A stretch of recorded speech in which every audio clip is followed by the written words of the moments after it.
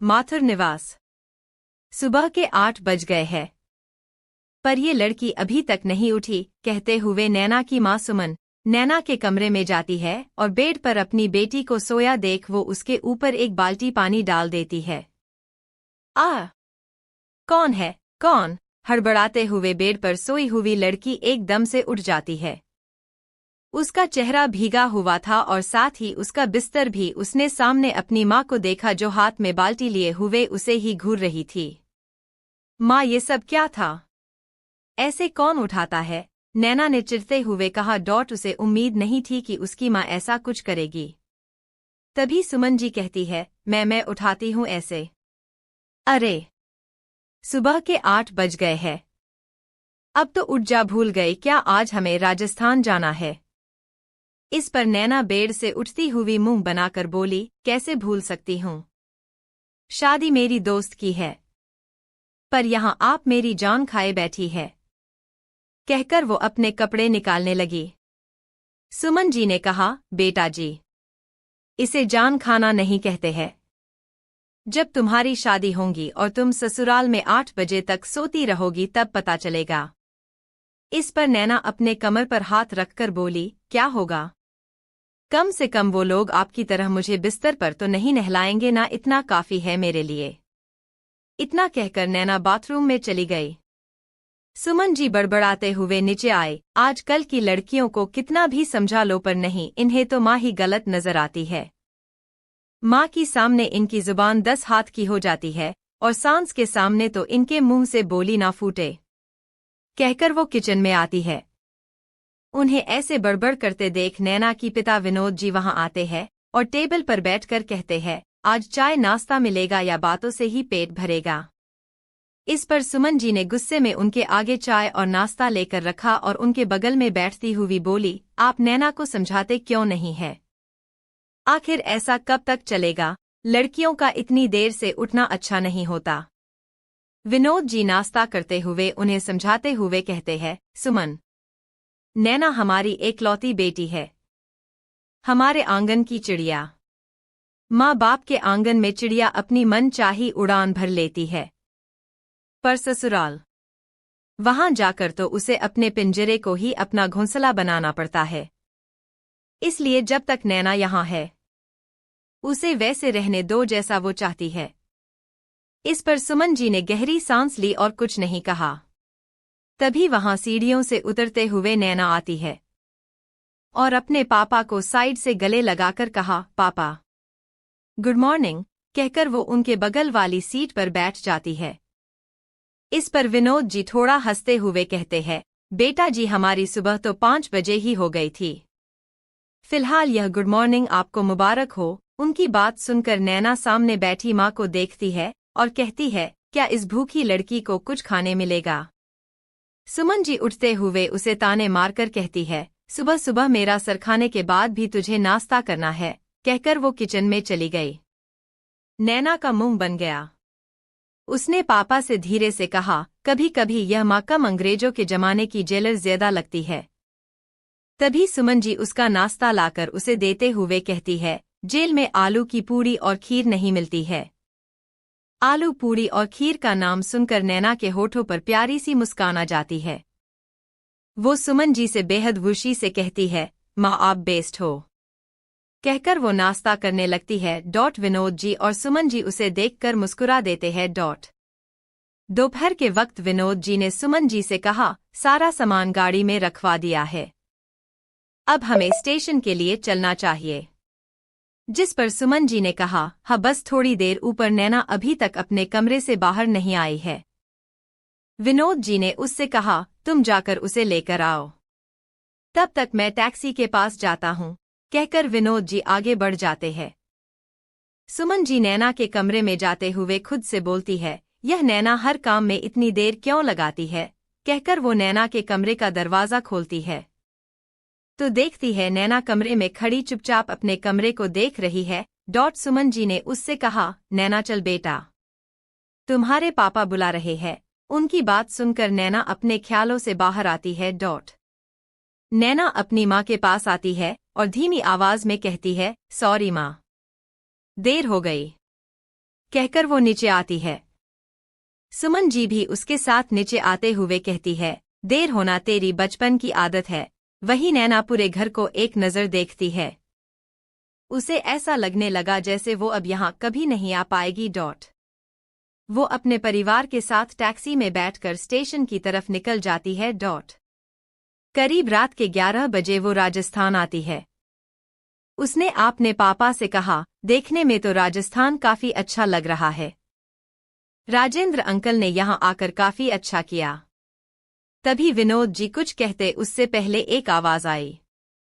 राजस्थान रात के वक्त देखने में जितना खूबसूरत है उतना ही दिन के वक्त में भी खूबसूरत है। यह आवाज सुनकर जब सबने उस तरह देखा तो वहां एक अधेड़ उम्र का आदमी अपने 2 आदमियों के साथ खड़ा था। विनोद जी आगे बढ़कर उन्हें गले लगाकर कहते हैं, राजेंद्र तुम आ गए।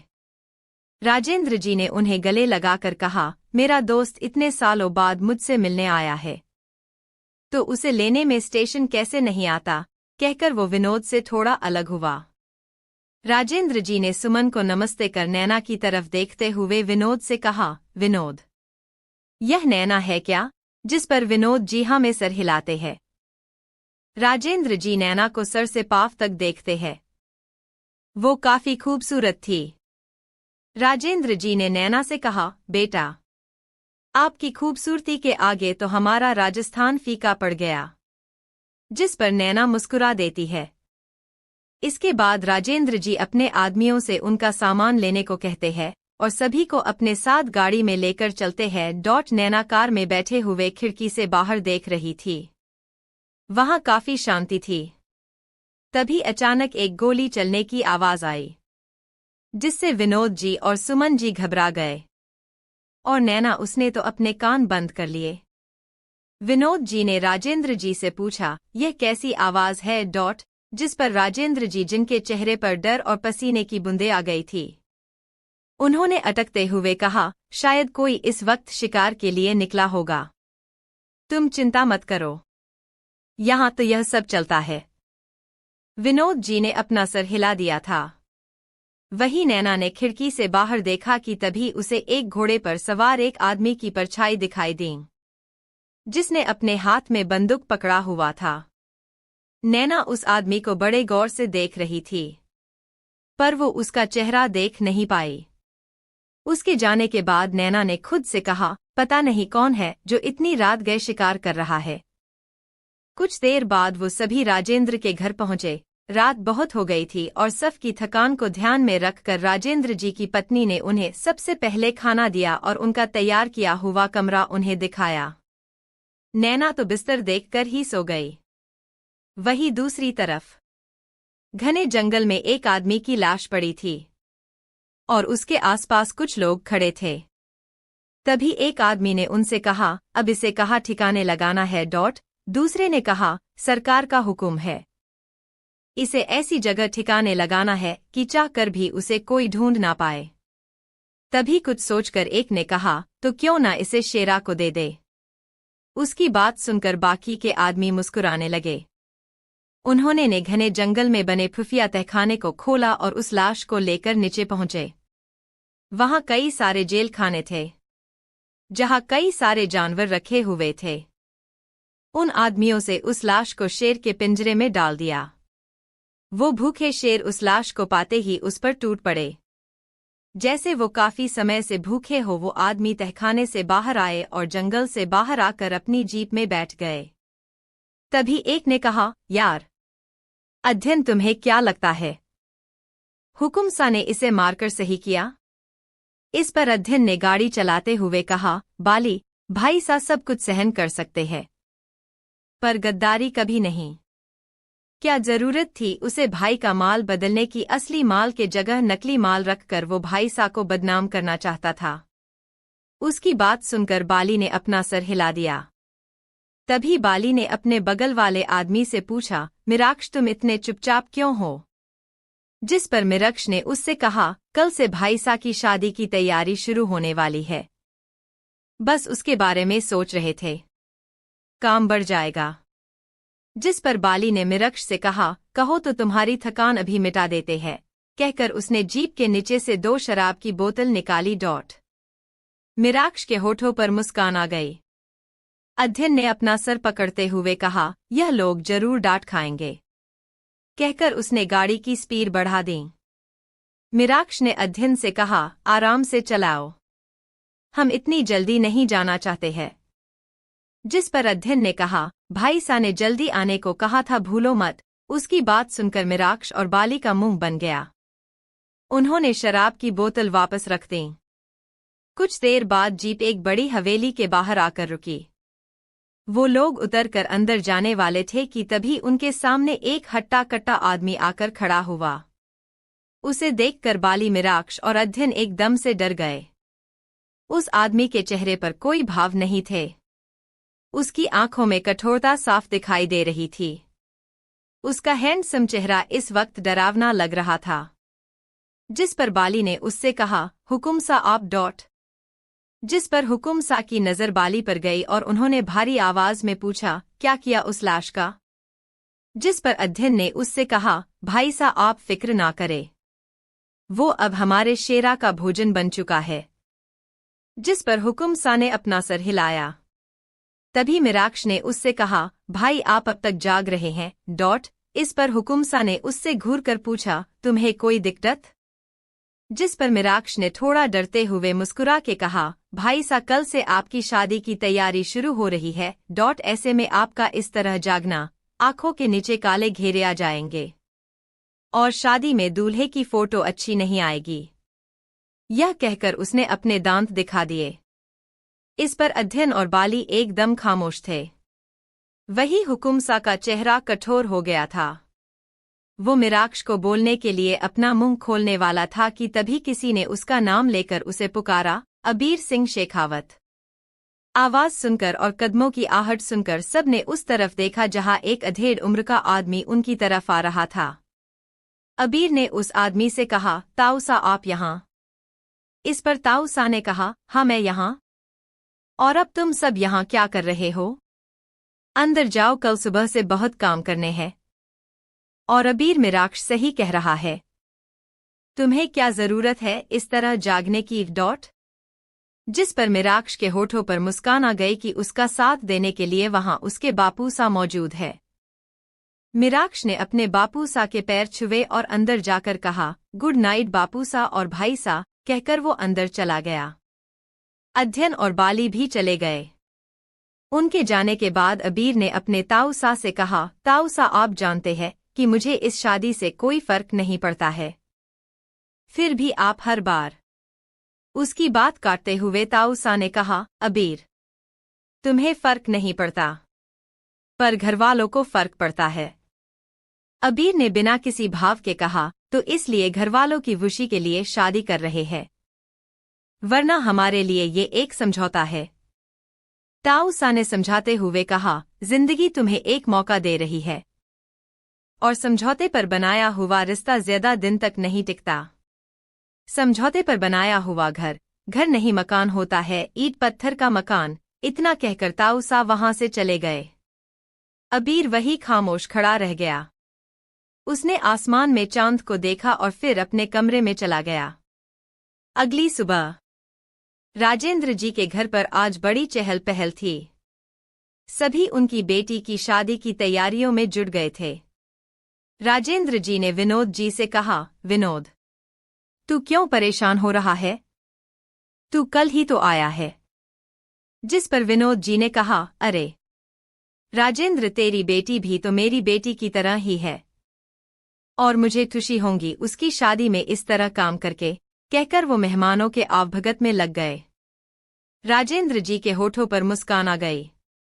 वही राजेंद्र जी की पत्नी ने सुमन जी से कहा, बहन जी आज सगाई है और कल शादी। पता ही नहीं चला कि कब लड़कियां बड़ी हो गई। जिस पर सुमन जी ने मुस्कुराते हुए कहा, बेटियां होती ही है ऐसी है, कुछ वक्त मायके में बिताकर सभी का मन जीत लेती है। मुझे भी नैना की इसी तरह फिक्र होती है। तभी राजेंद्र जी की पत्नी ने कहा, पर नैना का तो ये आखिरी साल है ना, फिर उसका ग्रेजुएशन पूरा हो जाएगा। सुमन जी ने कहा, हाँ आखिरी साल है, एग्जाम उसने दे दिए है। बस रिजल्ट आना बाकी है। अभी तो उसकी छुट्टियां हैं। राजेंद्र जी की पत्नी ने पूछा, तो कोई लड़का देख रहा है या नहीं आपने नैना के लिए? पढ़ाई पूरी होते ही शादी हो जाएगी तो अच्छा होगा। इस पर सुमन जी मना करते हुए बोली, नैना अभी 20 साल की है। वो पढ़ाई करने के बाद काम करना चाहती है, एक बिजनेस वीमेन बनना चाहती है। इसलिए इसके बापू और मैंने तय किया है कि जब यह 25 की हो जाए तब इसके हाथ पीले कर दिए जाए। राजेंद्र जी की पत्नी ने कहा, कितने अच्छे विचार है आपके। पर क्या करे, ये राजस्थान है। लड़कियां अगर 12वीं ही पढ़ ले तभी से लोग उसके बारे में चर्चा करने लगते हैं।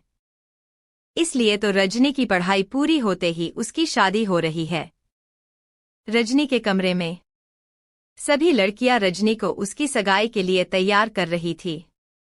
नैना ने रजनी को देखा और उससे पूछा, तुमने मुझे अब तक बताया नहीं कि लड़का कौन है। इस पर रजनी ने वहां मौजूद बाकी लड़कियों को कमरे से बाहर जाने का इशारा किया। लड़कियों के बाहर जाने के बाद नैना ने उसे छेड़ते हुए कहा, क्या लड़का इतना हैंडसम है कि तू उनके बारे में और किसी को नहीं बताना चाहती है सिवाय मेरे? इस पर रजनी ने धीमी आवाज में कहा, राजस्थान के राजघराने का रिश्ता है। राजस्थान के हुकुम सा अबीर सिंह शेखावत से शादी हो रही है मेरी। नैना यह सुनकर हैरान होकर बोली, क्या राजस्थान के हुकुम सा? इसका मतलब तू शादी के बाद रानी की तरह जिंदगी जिएगी? क्या बात है, मुझे भूल मत जाना महारानी बनने के बाद, कहकर उसने रजनी को देखा। रजनी ने अपना सर झुकाया हुआ था। नैना ने धीरे से उसका सर ऊपर किया तो वो हैरान होकर बोली, यह क्या रजनी, तेरे आंख में आंसू? क्या तू इस शादी से खुश नहीं है?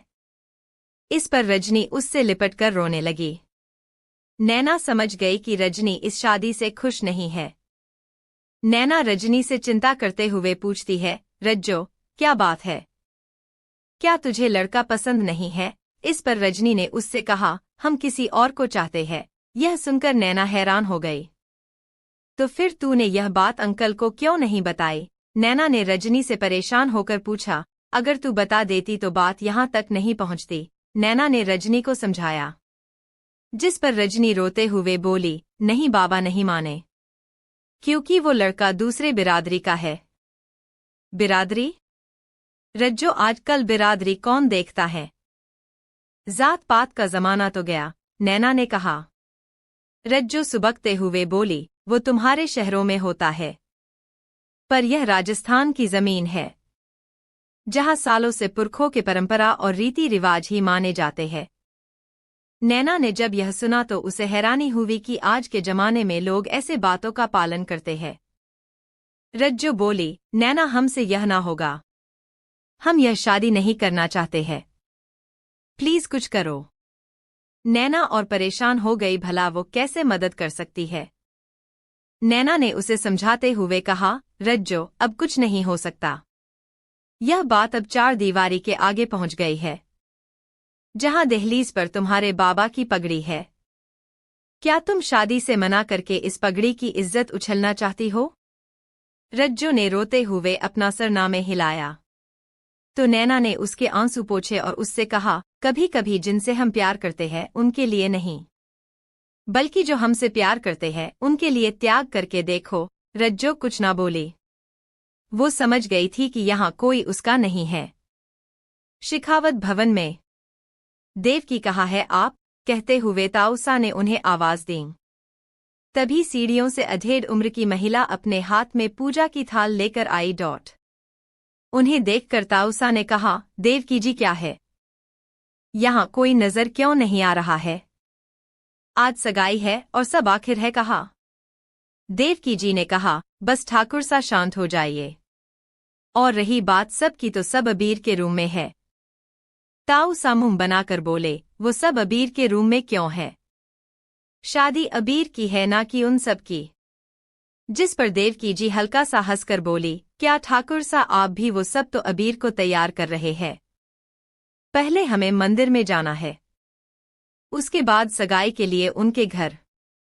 ताऊसा चिढ़ते हुए बोले, यह अबीर भी ना पूरे राजस्थान का हुकुम सा है, पर हरकते बच्चे से कम नहीं। बताओ तैयार करने के लिए पूरा परिवार वहां मौजूद है। वही अबीर के रूम में। बूढ़ी उम्र की महिला ने अबीर को सर से लेकर पांव तक देखा और उसकी नजर उतारती हुई बोली, भगवान करे मेरे पोते को किसी की नजर ना लगे। तभी मिराक्ष ने कहा, अरे दादी सा भाई के साथ हमारी नजर भी उतार दीजिए ना। इस पर दादी सा ने पूछा, तेरी नजर? वो भला क्यों? शादी तो अबीर की है। इस पर मिराक्ष ने कहा, वो तो है, पर भी तो हैंडसम लग रहे हैं भाई की तरह। और क्या पता जा रहे हैं एक दुल्हन लेने, पर आते वक्त तुम्हारी दो बहू आ जाए। उसकी इस बात पर दादी ने उसके कान खींचे। तो मिराक्ष ने अपना कान छुड़ाते हुए कहा, दादी सा छोड़ दीजिए, दर्द हो रहा है। इस पर एक अधेड़ उम्र की महिला ने कहा, बिल्कुल नहीं माँ, इसकी पिटाई तो आप आज कर ही दो। तभी मिराक्ष ने उस औरत की तरफ देखते हुए कहा, बुआ सा आप यह ठीक नहीं कर रही है।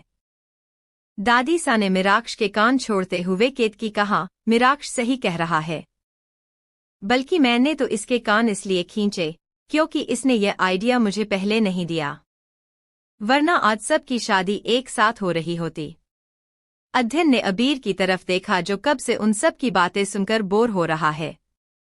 अध्ययन ने सभी से कहा, अगर आप सब महिलाओं का हो गया हो तो कृपया करके जाए, ताऊ सा बुला रहे हैं। इस पर सभी ने एक नज़र अबीर को देखा और वहां से चले गए। वो सब अबीर को नाराज नहीं कर सकते थे। उनके जाते ही अध्ययन ने दरवाजा बंद किया और अबीर के पास आकर कहा, भाई कोई हुक्म? अबीर कुछ कहता इससे पहले मिराक्ष बोल पड़ा, अब भाई से क्या हुक्म लेना, अब तो इन पर हुक्म चलाने वाली आ रही है। यह सुनकर अबीर ने उसे घूर कर देखा, जिस पर मिराक्ष चुप हो गया। अबीर ने अध्ययन से कहा, मंदिर में पूजा के दौरान मैं किसी भी प्रकार की समस्या नहीं चाहता हूँ, इसलिए सुरक्षा कड़ी कर दो। अध्ययन ने हाँ में सर हिलाया और अपना फोन लेकर बालकनी मर चला गया। कुछ देर बाद पूरा शिखावत परिवार मंदिर की तरफ निकल पड़ा। गाड़ियों का काफिला उनके पीछे सुरक्षा के लिए था। मंदिर में पहुंचकर सभी गाड़ियों से बाहर आए और पूजा स्थल की तरफ निकल पड़े। अबीर और पूरे शेखावत परिवार को वहां देखकर वहां आए हुए लोगों ने अपने हाथ जोड़ लिए। यह सब नजारा वहां मौजूद नैना अपनी आंखों से देख रही थी। नैना जानना चाहती थी कि यह सभी है कौन, पर तभी पीछे से आवाज आई, जिसे सुनकर नैना ने उसकी तरफ देखा। चलिए दी, पंडित जी ने पूजा कर ली है, अब हम यह चुनरी फेरों के वक्त रजनी दी को पहना सकते हैं, कहते हुए लड़की ने नैना को थाल पकड़वा दी। इस पर नैना ने उससे पूछा, चंपा वो लोग कौन है और सभी ने हाथ क्यों जोड़े हैं? चंपा ने नैना के बताए हुए इशारे की तरफ देखा तो हैरान होकर बोली, अरे यह तो हुकुम सा और उनका परिवार है। हुकुम सा और उनका परिवार? क्या यही है जिनसे रजनी की शादी होने वाली है? नैना ने पूछा। तो चंपा ने हाँ में सर हिला दिया।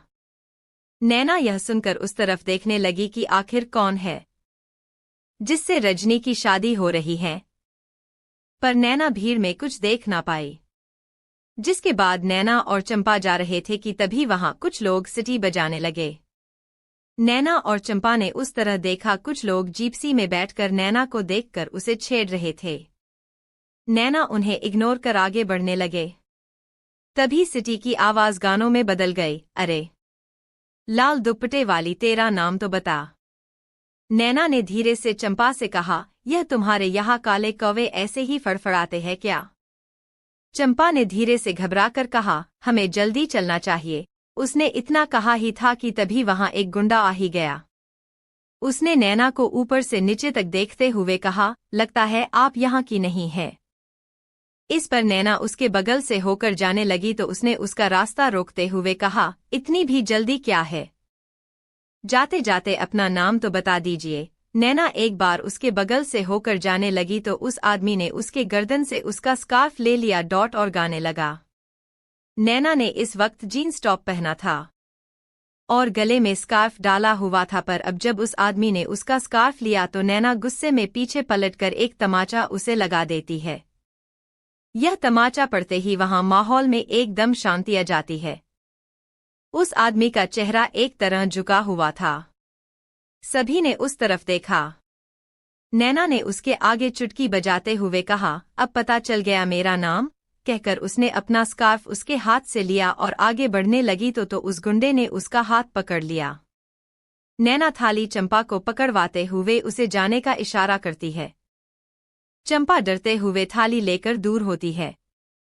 उस आदमी ने नैना की कलाई मरोड़ कर कहा, ये तूने अच्छा नहीं किया छोरी, अब तू इसका खामियाजा भुगतेगी। यह कहकर उसने नैना के कपड़े फाड़ने के लिए हाथ बढ़ाए थे कि नैना ने एक लात उसे दे मारी, जिससे वो आदमी उससे थोड़ा दूर जाकर गिरा।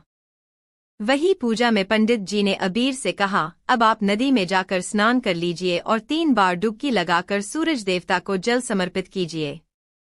अबीर अपनी जगह से उठा और नदी की तरफ निकल गया। बाली, मिराक्ष और अध्ययन भी अबीर के साथ नदी के तट तक आए। अबीर ने अपना कुर्ता निकाला और पानी में गया। वही तमाचे की आवाज से मिराक्ष, अध्ययन और बाली ने उस तरफ देखा तो देखते रह गए। फिर नैना ने उस आदमी को लात मारा तो उसके साथी जीप्सी से उतरकर अपने दोस्त की मदद करने आए। तभी मिराक्ष ने नैना की ओर देखते हुए कहा, बड़ी हिम्मत वाली हैं, पर अब यह इतने सारे हैं तो कैसे निपटेगी? नैना को इस वक्त कई आदमियों ने घेर लिया था। बाली ने अध्ययन कहा, भाई हुकुम कीजिए, अभी बताते हैं, सालों को डोट हुकुम सा की पूजा विघ्न नहीं आना चाहिए।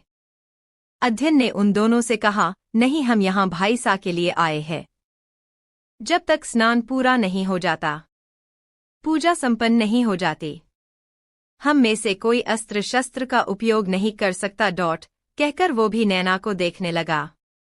नैना ने बारी बारी उन सब को देखा और फिर नीचे से पत्थर उठा लिया। उसने उस पत्थर को अपने स्कार्फ में लपेट लिया। जैसे ही एक आदमी उसके करीब आया, उसने स्कार्फ घुमाया और पत्थर उसके चेहरे पर बड़ी जोर से लगा। यह देखकर बाकी सब नैना पर हमला करने आए। नैना ने हिम्मत जुटाई और उन सब को मारने लगी। मिराक्ष, अध्ययन और बाली और वहां मौजूद सभी लोग यह नजारा देख रहे थे। नैना उन सब से लड़ रही थी कि तभी एक आदमी उसके सर के पीछे से वार करने वाला था। इससे पहले कि वो आदमी उसे मार पाता, एक बेहद भयानक आवाज उस हवा में गूंज गई, वहीं रुक जाओ। उस आवाज को सुनकर हर कोई अपनी जगह पर रुक सा गया था। नैना भी लड़ना बंद कर चुकी थी और आवाज की दिशा में देखने लगी। तभी पानी में से एक सुंदर सुडौल और एक आकर्षक शरीर वाला इंसान बाहर आया। उसका ऑरा बेहद खतरनाक और उसका चेहरा बेहद सख्त। उन गुंडों के पसीने छूटने लगे। अबीर पानी से बाहर आया तो बाली ने जल्दी ही तौलिए से उसका शरीर पोंछना शुरू किया। अबीर की नज़र सामने नैना पर गई। उसने उसे देखा जहां उसके कपड़ों पर मिट्टी लगी हुई थी। उसके बाल भी बिखरे हुए थे, पर नैना की आंखों में अलग ही चमक थी। अबीर ने उस पर से अपनी नज़र हटाई और उन गुंडों की तरफ देखा जिन्होंने अपने हथियार छोड़कर हाथ जोड़े हुए थे। अबीर ने गहरी आवाज में कहा, मंदिर जैसे पवित्र जगह पर औरतों और छोरियों पर हाथ उठाना कायरता है। वो लोग अबीर को अपने सामने देखकर डर कर अपने घुटनों में आ गए और कहा, मालिक गलती हो गई। मालिक माफ कर दीजिए। अबीर ने अध्ययन की तरफ देखा तो अध्ययन उसका इशारा समझते हुए उनके पास गया और पुलिस को बुलाकर उनके हवाले किया। चंपा जल्दी से नैना के पास आई और पूछा, दी आप ठीक तो है? जिस पर नैना अपने होश में आई। नैना ने चंपा से पूछा, हम ठीक है, पर यह कौन है? उसका इशारा अबीर की तरफ था। चंपा ने धीरे से कहा, यही है दूल्हे राजा। ये सुनकर नैना ने अबीर को गौर से देखा जो वो अपने कपड़े पहन रहा था। उसने मन ही मन कहा, इतना हैंडसम पति मिल रहा है, उसके बावजूद रजनी मना कर रही है। रजनी का दिमाग खराब हो गया है, कहकर वो धीरे से चंपा के साथ चली गई। वही शेखावत परिवार सगाई की रस्म के लिए गाड़ियों में बैठकर चला गया। गाड़ी में बैठी दादी सा नैना के बारे में मुंह बनाकर बोली, छोरी कैसे इतने सारे लड़कों को मार रही थी। तभी देवकी जी उसकी तारीफ करते हुए बोली, बड़ी बहादुर लग रही थी। दादी सा मुंह बनाकर बोली, उसे बहादुर होना नहीं कहते हैं। अरे क्या जरूरत थी ऐसे कपड़े पहनकर आने की, सीधे से घाघरा चोली नहीं पहनकर आ सकती थी। केतकी बुआ ने कहा, मासा अब शायद जमाना बदल रहा है। इसन पर दादी सा थोड़ी ऊंची आवाज में बोली, जमाना बदल रहा है? कैसे बदल रहा है? कल भी लड़कियों की विदाई होती थी और आज भी लड़कियों की विदाई होती है। छोरियों के लिए जमाना नहीं बदलता है। बाकी की बातें कहने की है। दादी सा की बातें सुनकर सब चुप हो गए। वही गाड़ी में मीराक्ष ने नैना की तारीफ करते हुए कहा, क्या लड़की थी डॉट। अगर ऐसे लड़की मिल जाए तो जिंदगी में बहार आ जाए। जिस पर बाली बोला, बहार का तो पता नहीं, पर दादी सा जरूर आपको घर के बाहर कर देंगी। उसकी बात सुनकर अध्ययन को हंसी आ गई। मीराक्ष का मुंह बन गया। वही अबीर ने उनकी बातों को सुना तो उसे नैना का चेहरा याद आया। वो खिड़की से बाहर देखने लगा डॉट। कुछ ही देर में वो सभी राजेंद्र जी के घर पहुंचे, जहां उनका स्वागत बहुत ही अच्छे से हुआ। वही ऊपर कमरे में नैना ने पीले और लाल कलर के फूलों की डिजाइन वाली ब्लाउज और पीले कलर के घाघरा पहना हुआ था। उसने पीले कलर का दुपट्टा अपने एक साइड कंधे पर लिया। हाथों में हरी और पीली चूड़ियां, पैरों में पायल, कानों में झुमके और लंबे खुले बालों के साथ नैना नीचे आई। उसके आते ही सभी की नजर उस पर आ गई। सुमन जी ने उसे देखा और उसकी नजर उतारकर बोली, बहुत सुंदर लग रही है। जिस पर नैना ने अपनी माँ के साथ एक फोटो लेकर कहा, थैंक यू माँ। अच्छा पापा कहा है? सुमन जी ने उससे कहा, वो वहां मेहमानों के साथ है। सुन, तू वहां जाकर कोई गड़बड़ मत करना। मेहमानों के साथ सम्मान के साथ पेश आना। कोई बहस मत करना। जिस पर नैना खिसियाते हुए बोली, माँ आप यह बात मुझसे कई बार कह चुकी है। सुमन जी ने कहा, तेरे सर में कोई बात घुसती भी कहा है? नैना ने मुंह बनाया और कहा, जब घुस नहीं रहा है तो क्यों जबरदस्ती कर रहे हो, मैं पापा के पास जा रही हूं। कहकर वो विनोद जी के पास आई। विनोद जी और राजेंद्र जी इस वक्त ठाकुर साहब के पास बैठे हुए थे। नैना को सामने देखकर उनके होठों पर मुस्कान आ गई। राजेंद्र जी ने नैना से कहा, नैना तुम तो बहुत प्यारी लग रही हो। नैना ने मुस्कुराकर राजेंद्र जी के पैर छुए। तभी ठाकुर साहब, जिन्होंने नैना को पहले ही देखकर पहचान लिया था कि ये वही लड़की है जिसने मंदिर में लड़कों को धूल चटा दी, उन्होंने राजेंद्र जी से पूछा, यह छोरी कौन है? जिस पर विनोद जी ने गर्व से कहा, यह मेरी बेटी है नैना। और फिर विनोद जी ने नैना को ठाकुर साहब से मिलवाते हुए कहा, यह ठाकुर सा है, तुम्हारे जीजा जी के ताऊ सा। नैना ने मुस्कुराकर ठाकुर सा के पैर छू लिए। ठाकुर सा ने उसे आशीर्वाद देते हुए कहा, खुश रहो। वैसे तुमने अपने पापा के पैर नहीं छुए, क्योंकि नैना ने आकर सिर्फ राजेंद्र जी के पैर छुए थे। ठाकुर सा के इस सवाल पर विनोद जी ने कहा, मेरी बेटी मेरा मान सम्मान है। मैं नहीं चाहता कि मेरा मान, गौरव और प्रतिष्ठा मेरे पैरों पर हो। यह सुनकर ठाकुर सा मुस्कुराकर विनोद जी से बोले, आपने तो बेटियों की परिभाषा ही बदल दी। जानकर रुचि हुई। नैना वहां से चली गई। वही ठाकुर सा के पीछे की कुर्सी पर मीराक्ष, अध्ययन, बाली, अबीर और उसके और भी भाई बैठे हुए थे। मीराक्ष ने नैना को देखकर अध्ययन, बाली और बाकी सब से कहा, भाई कितनी सुंदर लग रही है। अब लगता है दादी सा मान जाएगी। इस पर अध्ययन चिढ़ते हुए बोला, मीराक्ष क्या तेरा दिमाग खराब है? हम यहाँ एक दुल्हन लेने आए हैं और तू दुल्हन की दोस्त को भी लेने की बात कर रहा है। मीराक्ष ने मुंह बनाकर कहा, तो इसमें गलत क्या है? कहकर उसने नैना को देखा जहाँ वो एक कुर्सी पर बैठी हुई थी और नैना एक आदमी से कुछ कहा, जिसके अगले पल उस आदमी ने नैना के सर पर पगड़ी बांधनी शुरू कर दी। मीराक्ष तो उसे ही देखे जा रहा था। जब नैना ने गुलाबी कलर की पगड़ी पहन ली तब वो और भी सुंदर लगने लगी। उसने अपनी आंखों में गॉगल्स लगाए और एक कोने में खुद की सेल्फी लेने लगी। तभी कुछ बच्चे उसके पास आए। नैना बच्चों के साथ बच्ची बन गई और सेल्फी लेने लगी। उसकी क्यूट हरकतें अबीर अपने आंखों के कोने से देख रहा था। उसके होठों पर हल्की मुस्कान आ गई। जल्द ही सगाई का वक्त आ गया, जहां नैना और सुमन जी रजनी को लेकर सीढ़ियों से नीचे आने लगे। तभी गाना भी बजने लगा। कुछ लड़के लड़कियां गाना गाकर डांस करने लगे। लड़के, बन्नो। लड़कियां, की मेहंदी क्या कहना। लड़के, बन्नो। लड़कियां, की जोड़ा क्या कहना। लड़के, बन्नो। लड़कियां, लगे है फूलों का गहना। लड़के, बन्नो।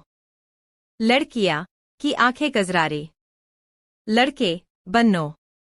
लड़कियां, लगे सबसे प्यारी। लड़के, बन्नो। लड़कियां, पे जाऊं मैं वाई वाई। नैना और सुमन जी रजनी को नीचे लाकर अबीर के पास बिठा देते हैं।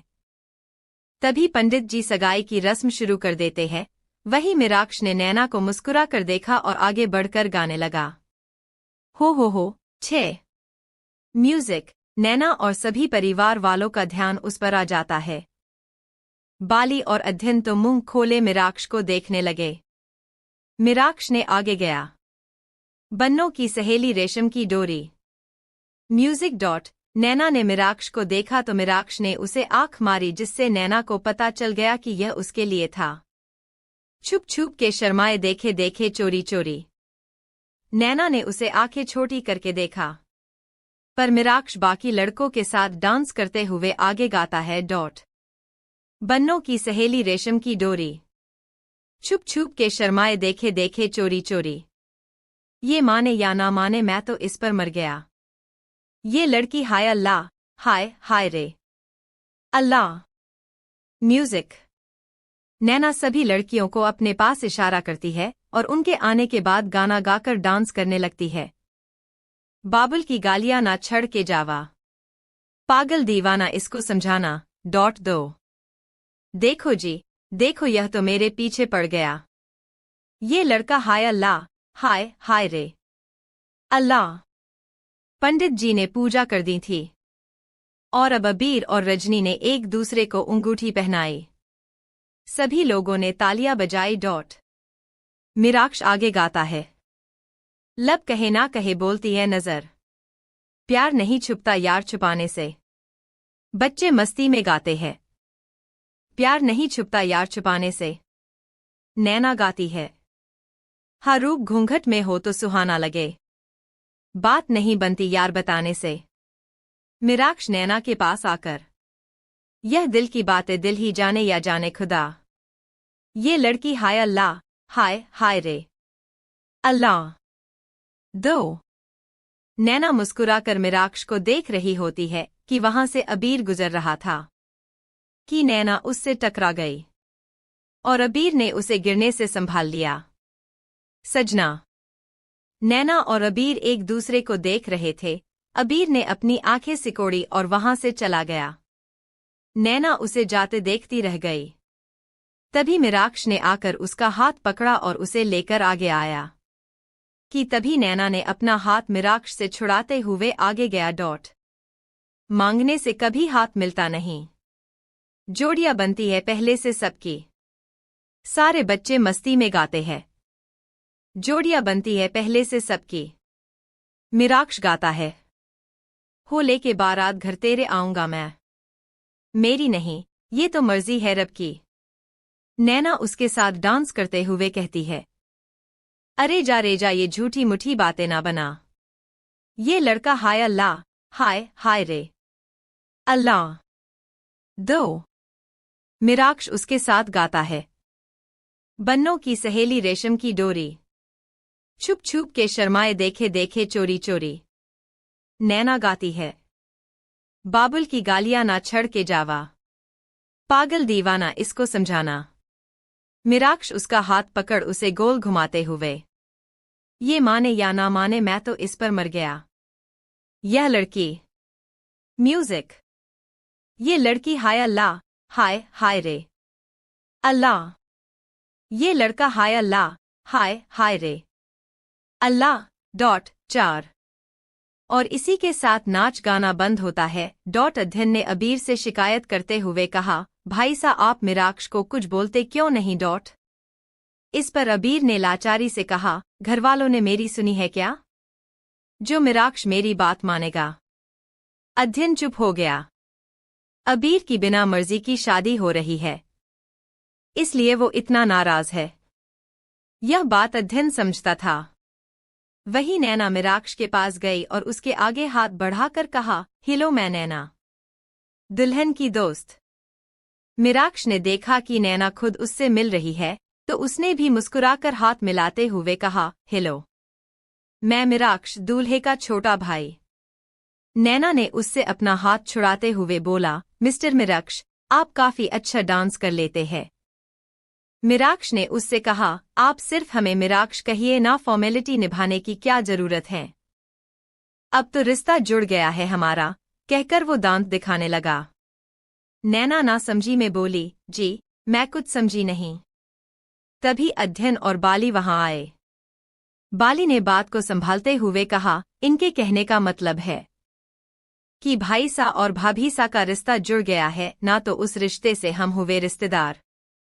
नैना ने बाली और अध्ययन को देखा और मिराक्ष से पूछा, मिराक्ष ये कौन है। नैना के मुंह से अपना नाम सुनकर मिराक्ष के दिल में घंटी बजने लगी। उसने अध्ययन और बाली से नैना को मिलवाया। अध्ययन ने नैना से तारीफ में कहा, वैसे आप काफी अच्छा नाच लेती है। बाली ने दांत दिखाकर कहा, लड़ती भी काफी अच्छा है। नैना जो मुस्कुराई थी, उसकी मुस्कान एकदम से गायब हो गई। उसने हिचकिचाकर धीरे से कहा, जी देखिए, शादी का माहौल है, तो उम्मीद करती हूं कि आप यह बात किसी को नहीं बताएंगे। उसकी इस बातों से उन तीनों को समझ आ गया कि नैना काफी शरारती लड़की है। मिराक्ष ने मौका देखकर कहा, जी बातें तो वो लोग छुपाते हैं जो दोस्त होते हैं। आप हमसे दोस्ती कर लीजिए और फिर हम यह बात किसी को नहीं बताएंगे। जिस पर नैना ने मिराक्ष को ऊपर से नीचे तक देखा और मन ही मन कहा, यह लड़के सिर्फ शहर के ही नहीं बल्कि गांव के लड़के भी चालू है। पहली मुलाकात में डांस और अब दोस्ती, कहकर उसने नकली मुस्कान के साथ कहा, मिराक्ष अभी तो आपने कहा कि हमारा रिश्ता जुड़ गया है, तो दोस्ती करके क्यों अनजान बनना। रिश्ता जुड़ गया है, मिराक्ष ने अपने मन में 2 से 3 बार दोहराया। दिल की घंटी बजने लगी और नैना से मुस्कुरा कर कहा, हाँ क्यों नहीं। वो आगे कुछ कहता उससे पहले नैना बोल पड़ी, अच्छा अब हम चलते हैं, हमें दूसरा काम है, कहकर वो चली गई। मिराक्ष अपने बालों में हाथ फिरा रहा था। तभी अध्ययन ने उसके सर पर मारते हुए कहा, चल अब, भाई साहब बुला रहे हैं। सगाई हो गई थी और सारे मेहमान वहां से जा चुके थे। नैना इस वक्त रजनी के कमरे में थी। नैना ने रजनी से कहा, यार एक बात कहूं, तुझे शादी करता देख मुझे भी इच्छा हो रही है। रजनी ने उसकी तरफ देखा और कहा, तो तू ही कर ले ये शादी। इस पर नैना ने तुरंत मना करते हुए कहा, ना बाबा ना, मुझे नहीं करनी नहीं शादी। रजनी ने उससे पूछा, पर क्यों। मैंने नीचे देखा था छोटे ठाकुर मिराक्ष तुम्हें काफी पसंद करने लगे हैं। छोटे ठाकुर मिराक्ष। नैना सवालिया नजरों से रजनी को देखने लगी। तो रजनी ने जवाब देते हुए कहा, हुकुम सा के ताऊ सा यहाँ के ठाकुर सा है और उनके बच्चों को छोटे ठाकुर कहा जाता है। नैना ने कहा, सुनने में तो काफी अच्छा है, पर मुझे इंटरेस्ट नहीं है। रजनी ने उससे कहा, अभी तो तू शादी करने की बात कह रही थी। तभी नैना मुंह बनाकर बोली, मैंने तेरे दूल्हे को देखा है। अगर दूल्हा ऐसा है तो उसका भाई कैसा होगा। जिस पर रजनी बोली, तुझे हुकुम सा पसंद नहीं आए। इस पर नैना अपनी और अबीर की टक्कर के बारे में सोचने लगी। अबीर का वो सख्त चेहरा याद कर नैना ने रजनी से कहा, तेरे दूल्हे को देखने के बाद अब मुझे नहीं लगता कि मुझे कोई डरावनी फिल्म देखनी चाहिए। वो खुद ही डरावाना है। रजनी हल्का सा मुस्कुराई और बोली, मैं जिससे प्यार करती हूँ वो ऐसा नहीं है, बल्कि उसे दूर से देखकर भी मेरे होठों पर मुस्कान आ जाती है। रजनी अपने प्यार को याद करने लगी। नैना ने उससे कहा, मैं तुझे तेरा प्यार दिल तो नहीं सकती। पर उसे याद करने का हक मैं तुझसे नहीं छीनूंगी, कहकर वो उसके रूम से बाहर चली आई। वो नहीं चाहती थी कि रजनी ज्यादा दुखी हो। अगली सुबह सभी जल्दी उठकर शाम को होने वाली शादी की तैयारी करने लगे। मंडप बांध चुके थे। मेहमानों के खान पान का इंतजाम हो गया था। सब कुछ वाकई में बहुत खूबसूरत था। राजेंद्र जी ने विनोद जी से कहा, मैंने आज अपना कर्तव्य पूरा किया। विनोद जी ने कहा, बेटी ससुराल जा रही है रिश्ता जोड़ने, यहां से उसका रिश्ता नहीं टूट सकता है।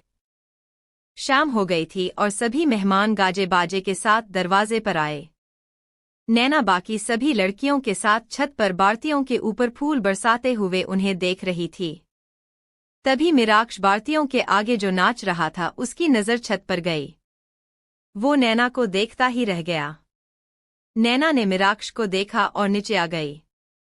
बारात दरवाजे पर आई। राजेंद्र जी की पत्नी और सुमन जी दोनों ही दूल्हे की आरती उतार रही थी और उनका स्वागत किया। सभी लोग अंदर आए। नैना रजनी के रूम में गई। उसने रूम का दरवाजा खटखटाया पर देखा तो दरवाजा खुला हुआ था। वो अंदर गई। वहीं नीचे पंडित जी अबीर के साथ पूजा कर रहे थे। ताऊसा ने कहा, उम्मीद करता हूं शादी अच्छे से हो। जिस पर राजेंद्र जी ने अपना सर हाँ में हिलाया। कुछ देर बाद पंडित जी ने कहा, कन्या को बुलाइए। जिस पर राजेंद्र जी की पत्नी और सुमन जी रजनी के कमरे की तरफ बढ़ गए। कमरे में जाकर राजेंद्र जी की पत्नी ने अपनी बेटी का नाम लेते हुए कहा, रज्जो नीचे जाने का वक्त हो गया है, कहकर वो अंदर आई। पर रजनी वहां नहीं थी। सुमन जी ने कहा, रजनी कहाँ गई, कहकर वो उसे ढूंढने लगी। वो जब उसे ढूंढते हुए बालकनी में आई है तो उनकी आंखें हैरानी से बड़ी हो गई। उन्होंने रजनी की मां को दिखाते हुए कहा, ये देखिए। रजनी भाग गई, कहकर उन्होंने रेलिंग पर बंधी हुई साड़ी को दिखाया जिसके जरिए रजनी भाग गई। सुमन जी और रजनी की मां के तो होश उड़ गए। नीचे मेहमान आए हैं और ऊपर दुल्हन गायब है। रजनी की मां तो रोने लगी। सुमन जी ने उन्हें शांत कराते हुए कहा, रुकिए, हम नैना के पापा को अभी ऊपर बुलाते हैं। बच्ची यही कही होंगी, कहकर वो अपना फोन लगाने लगी। तभी रजनी की मां ने पूछा, नैना कहाँ है। सुमन जी ने जिन्होंने अपना फोन लगाया था वो उनकी तरफ देखने लगी और कहा, वो छत पर होंगी, बारात देख रही थी। रजनी की मां ने परेशान होकर कहा, बारात कब का आ गई है, पर नैना कहाँ है। सुमन जी को उनकी बातें अजीब लग रही थी। उन्होंने कहा, मैं बुलाती हूँ उसे, कहकर वो अब नैना को फोन करने लगी। पर तभी नैना का फोन उन्हें रूम में बजता हुआ सुनाई दिया। ढूंढने पर उन्हें पता चला कि नैना का फोन रजनी के तकिए के नीचे है। राजेंद्र जी की पत्नी ने चिंता में कहा, इसका मतलब नैना यहाँ आई थी। उसे पता होगा कि रजनी कहाँ है। वो औरतें आपस में बात कर ही रहे थे कि वहां राजेंद्र जी आते हुए बोले, क्या हुआ, अभी तक आप लोग रज्जो को लेकर नीचे क्यों नहीं आए। इस पर उनकी पत्नी रोते हुए उनके पास गई और कहा, रज्जो घर पर नहीं है, वो भाग गई। यह सुनकर राजेंद्र जी ने अपनी पत्नी से हैरानी और गुस्से में कहा, यह क्या कह रही हो। बारात नीचे है, मेहमान नीचे है, तुम होश में तो हो। इस पर सुमन जी भी नम आंखों से बोली, भाई साहब यह सच कह रही है, रज्जो यहाँ नहीं है। राजेंद्र जी को झटका सा लगा। वहीं बाहर सड़क के किनारे एक लड़की ने दूसरी लड़की के सामने हाथ जोड़ते हुए कहा, रज्जो मेरे तेरे आगे हाथ जोड़ती हूँ, मत जा, घर पर मेहमान आए हुए हैं, अंकल की इज्जत का तो सोच। रजनी ने उससे गुस्से में कहा, नैना मैं कहती हूँ चली जा यहाँ से। नैना उसे कब से मनाने की कोशिश कर रही थी पर रजनी सुनने को तैयार नहीं थी। इस पर नैना ने उससे गुस्से कहा, रजनी तेरा दिमाग तो ठीक है, जिस माँ बाप तुम्हें पालकर पोस कर इतना बड़ा किया, इतना प्यार दिया, आज तो किसी और के प्यार के लिए उसे ठुकरा कर जा रही है। क्या अंकल का प्यार कुछ नहीं है। रजनी ने गुस्से में नैना से कहा, नैना अपनी यह बातें किसी और को सुनाना, मुझे सुनने का कोई शौक नहीं है, कहकर उसने उसे धक्का दिया। तभी वहां एक ब्लैक गाड़ी आई। उसमें से एक लड़का बाहर आया। उस लड़के को देखकर रजनी खुशी से उसके गले लग गई। उस लड़के ने रजनी से कहा, यह सही वक्त नहीं है, जल्दी गाड़ी में बैठो, कहकर उसने उसे गाड़ी में बिठाया। नैना यह देखकर रजनी से बोली, रजनी ऐसा मत कर। नहीं रजनी मत जा, कहकर उसने रजनी का बैग पकड़ लिया। रजनी जो कि गाड़ी बैठ चुकी थी उसने अपना जोर से बैग खींचा, जिस वजह नैना लड़खड़ा गई और जमीन पर गिरी और गाड़ी वहां से आगे बढ़ गई।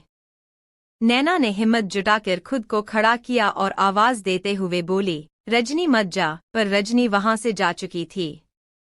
नैना ने हताश होकर पीछे मुड़कर देखा, वहां दो लोग लाठी के साथ खड़े थे।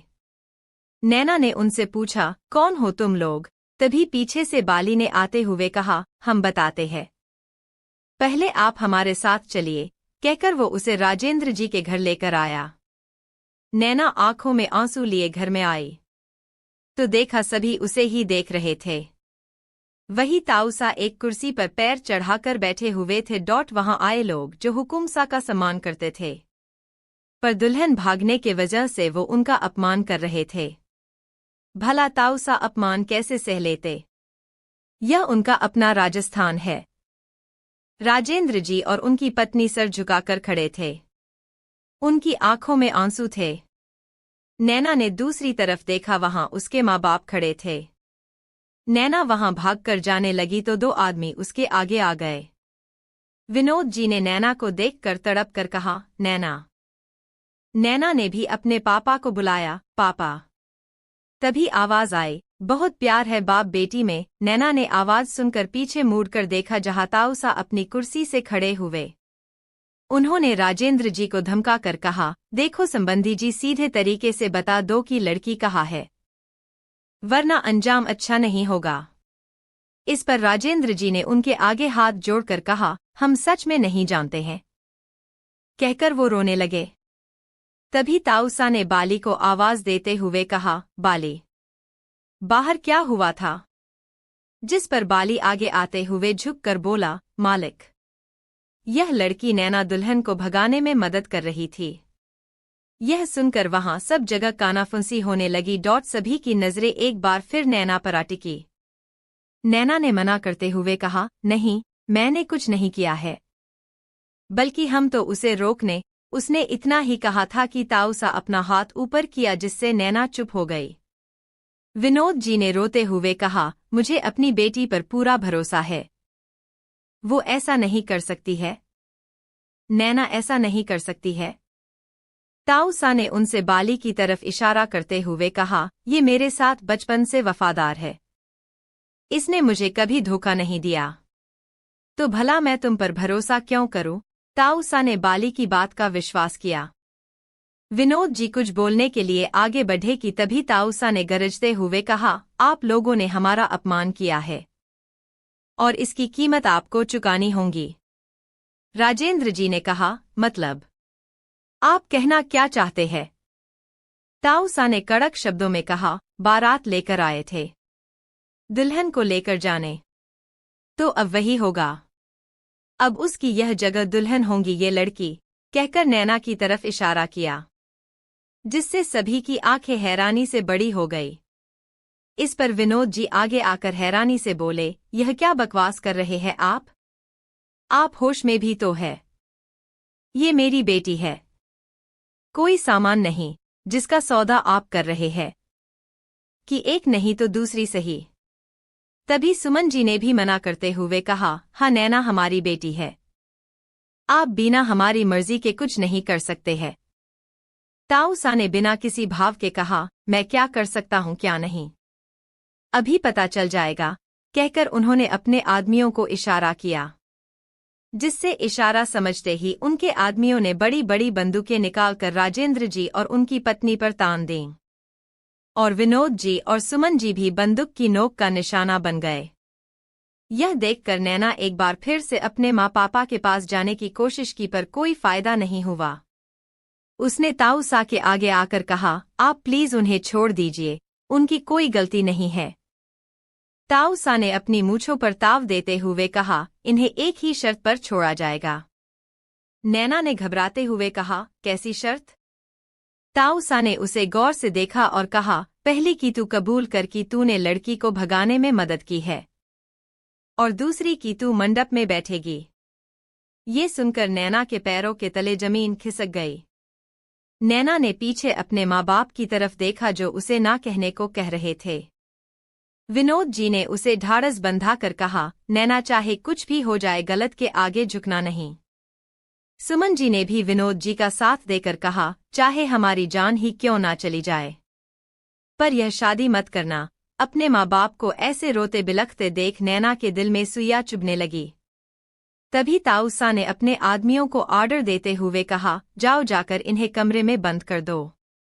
उनका इशारा पाते ही आदमियों ने विनोद और सुमन जी को पकड़ा और उन्हें अंदर लेकर जाने लगे। तभी एक तेज आवाज आई, वहीं रुक जाओ। आदमी अपनी जगह पर रुक गए। यह नैना की आवाज थी। सब लोग नैना को देख रहे थे। मिराक्ष, अध्ययन, बाली और अबीर बाकी सभी थोड़ा सरप्राइज हुए क्योंकि नैना ताऊसा के आगे आकर खड़ी हो गई और उनकी आंखों में आंखें डालकर अपने एक एक शब्द पर जोर देते हुए कहा, मेरे पापा ने कभी गलत का साथ देना नहीं सिखाया है, तो मैं यह कहती हूं कि रजनी के जाने में मेरा कोई लेना देना नहीं है। और रही बात आपकी दूसरी शर्त की, तो अपने माँ पापा के लिए मैं यह करूंगी। नैना अपने माँ बाप से बहुत प्यार करती थी। उनके बिना नैना का कोई अस्तित्व ही नहीं। भला वो अपने माँ बाप को मरते हुए कैसे देख सकती है। आज नैना के उस प्यार के वजह से उसे कठोर फैसला लेना पड़ा। ताऊसा के होठों पर जंग जितने वाली मुस्कान आ गई। वही नैना ने अपनी मुट्ठियां कस ली थी। अबीर ने मन ही मन कहा, इस छोरी की इतनी हिम्मत कैसी हुई कि ये मारे ताऊसा से आंखें में आंख डालकर बात करे। नैना की बात सुनकर विनोद जी और सुमन जी को ऐसा लगा जैसे वो अपना सब कुछ हार गए हो। कुछ देर बाद नैना दुल्हन के जोड़े में तैयार होकर आई। उसे ऐसे देख विनोद जी ने आंसुओं से भरा अपना चेहरा दूसरी तरह कर लिया। क्या क्या अरमान थे उनके नैना की शादी को लेकर, और आज वो सारे अरमान शादी की हवन कुंड में जलते नजर आए। नैना अबीर के बगल में आकर बैठ गई और शादी होने लगी। तभी कन्यादान का समय आया। ताऊसा ने विनोद जी से आगे आने को कहा पर वो नहीं आए। तभी नैना ने अपने पापा से हिम्मत करते हुए कहा, पापा आगे आइए। नैना की बात सुनकर विनोद जी मजबूर होकर सुमन जी के साथ आगे आए। और रोते हुए उसका कन्यादान किया, गठबंधन बांधा। सारी विधि विधान से उसकी शादी हो गई। ताऊसा ने विनोद जी की तरफ देखकर कहा, मुबारक हो, आज से आप पूरे राजस्थान के संबंधी हो गए हैं। विनोद जी लाचारी में कुछ नहीं बोले। शादी के बाद ताऊसा ने राजेंद्र जी से कहा, बिटिया को जल्दी विदा कीजिए, हमारे पास समय नहीं है, कहकर वो वही कुर्सी लगाकर बैठ गए। नैना अपने माँ पापा के साथ कमरे में आई। नैना की माँ ने उसे उसका सामान दिया जो वो यहाँ से लेकर आई थी। विनोद जी ने उसे गले लगाया तो नैना अपनी नम आंखों से समझाते हुए बोली, आप लोग क्यों रो रहे हो, एक दिन तो ये होना ही था, कहकर वो अपनी माँ से लिपट गई। नैना अपना घर छोड़ना नहीं चाहती थी। सुमन जी और विनोद जी बहुत रोए। राजेंद्र जी ने विनोद से माफी मांगते हुए कहा, माफ करना, आज मेरी बेटी के कारण तेरी बेटी को सजा भुगतनी पड़ी। जिस पर विनोद जी ने सुबकते हुए कहा, तकदीर का लेखा था वो हो गया, अब माफी मांगने से क्या होगा। नैना की विदाई का वक्त हो गया था। नौकरों ने उसका सामान गाड़ी में रख दिया था। नैना के माँ पापा अब भी रो रहे थे। नैना ने उनसे कहा, माँ पापा, इस तरह रोकर मुझे कमजोर मत बनाइए। विनोद जी ने अपने आंसू पोंछे और सुमन जी के साथ नैना को लेकर दरवाजे तक आए। नैना जब कार तक आई तो उसका दिल एक फिर भर आया। उसने अपने माँ पापा को एक नज़र देखा और कार में बैठ गई। वो चाहकर भी कुछ नहीं कर पा रही थी। उसके कार में बैठते ही सभी लोग एक एक कर कार में बैठ गए। विनोद जी ताऊसा के आगे आए और हाथ जोड़कर लाचारी और बेपसी से कहने लगे, हमने आज तक अपनी बेटी के आंखों में कभी आंसू नहीं आने दिया, आप उसका ख्याल रखिएगा। इस पर ताऊसा मूंछों पर ताव देते हुए बोले, यह हुई ना संबंधियों वाली बात, आप उसकी चिंता मत कीजिए, हम सब देख लेंगे। कहकर वो भी गाड़ी में बैठ गए। नैना ने जब अपने पापा को ताउसा के आगे हाथ जोड़ते देखा तो उसकी मुट्ठियां कस गई। कार वहां से आगे बढ़ गई।